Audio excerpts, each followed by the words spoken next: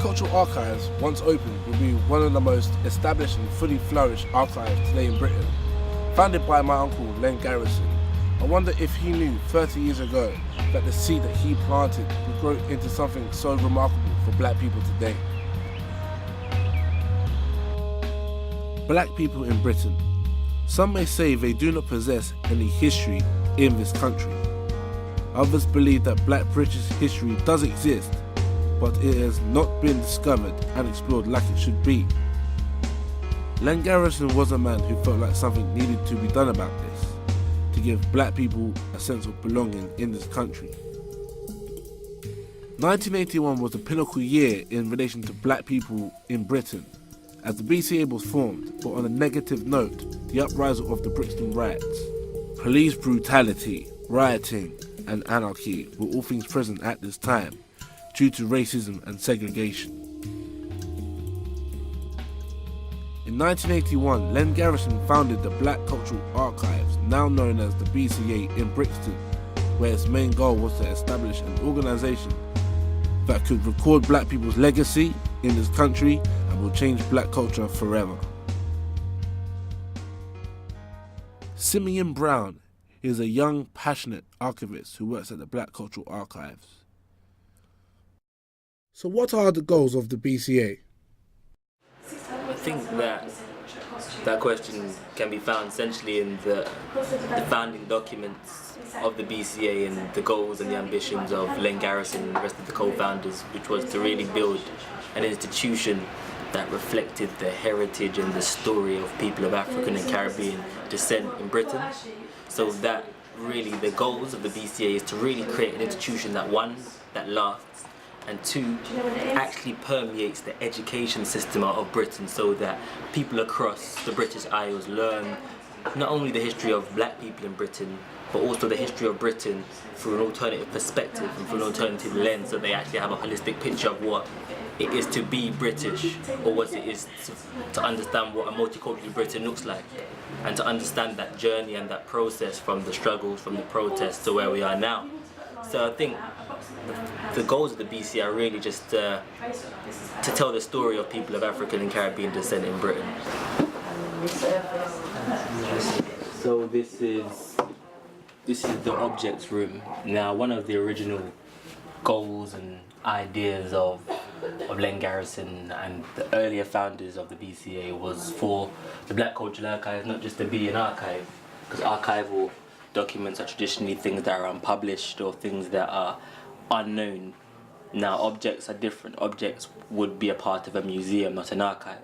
But one thing that they wanted or they envisaged for the BCA was for it to have objects and for it to be both archive and museum. So the BCA does have a collection of objects. Now, most of these objects here are replicas, so they're not actually authentic. So we've got a lot of West African sculptures and West African heads that per se replicate more famous objects such as the Ife heads and so forth. The BCA collection generally is quite eclectic.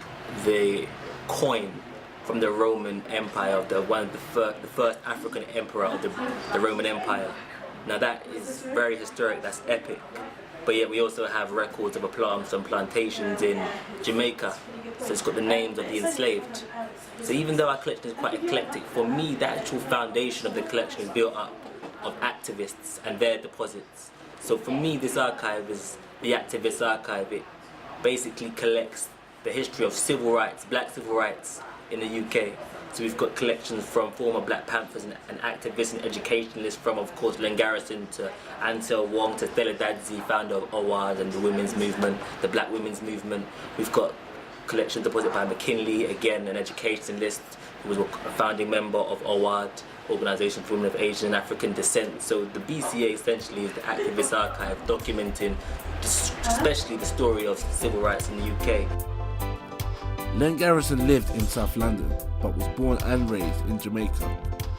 He was one of the many West Indians that emigrated from the Caribbean to England on the Windrush boats, whose destination was Tilbury, Essex. I think that they gave Len the wrong name. His name should have been Ledge, short for legend. You know, I think Len Garrison is a real inspiration.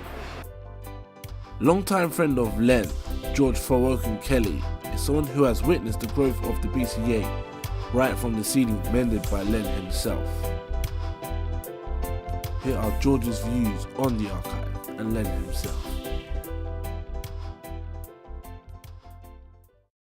Well, I first met Len in the early 1980s after he'd returned from New York, where he went on a fact-finding visit to Queen Mothermore, who was one of those old black activists from the 1950s and 60s. While he was in New York, he visited the Schomburg Center, which is a black archive museum up in Harlem. And he was very impressed. I think he was actually bowled over by what he found. Len got very excited when he got back about the notion of developing the same kind of thing for black people in this country that would collect and archive our history in this country. There are no archives that specializes in collecting and recording the lives of black people in this country. And the idea was that, only we, black people, can write black people's history. And therefore, yes, you will find bits and pieces of our history, our existence in this country, in other museums and archives, but nothing that expresses our own view of ourselves and of the world. I was asked by JC, your cousin, to do a bust of Len for the archives that would go into the new building. But of course, by then, Len had been dead for about 4 years. So it meant having to create the bust from a series of photographs. Now, one of the problems with most of us is when we take photographs, we tend to stand facing the camera. So I had no profile of Len to work from. As you see, Len's profile is very distinct. The shape of his head, especially this part of his head, is very characteristic. Without this shape, from here to here, it wouldn't be Len.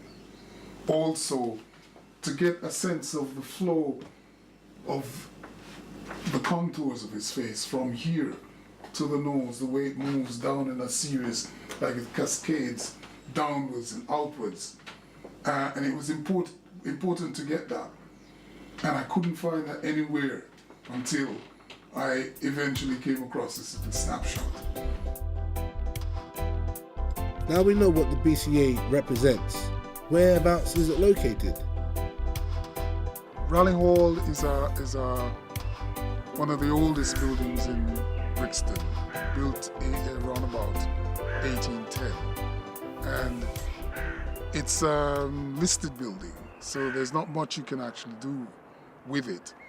But the architects have come up with a brilliant idea of putting a modern addition onto the front of the Raleigh Hall, which should, be purposeful sufficiently for the needs of maybe the next 20 years of the archives. Okay, this is Raleigh Hall, which is BCA's future home. It's a Grade 2 listed building that has been made available to us by the council, Lambeth Council, and we're going to restore it to its sort of former glories and add a new annex to it. The purpose of the new annex is really to house the archive itself. The hall itself used to have this part as part of it, which is actually a hall in itself in terms of its space inside. But this was sold off, so BCA are getting this building and are constructing that. How much will the whole thing cost to construct? The building phase itself is about 5.6 million, but the overall cost is 6.1 million. It's a lot of money. Yeah. It has. And we've been fortunate to get it all in place now. Of course, yeah. We can go ahead with it. And how long will it be here for? Rally Hall? The Rally Hall, well, 99 years at least, and the lease period that we have is 99 years long, so it's a long time, way beyond Of course, yeah. our lives. It's a very long time. Yeah. Okay. So hopefully it'll be here for many generations to come. Mm-hmm. That's what we're Pleasure, Vivek. It's a pleasure, Spencer.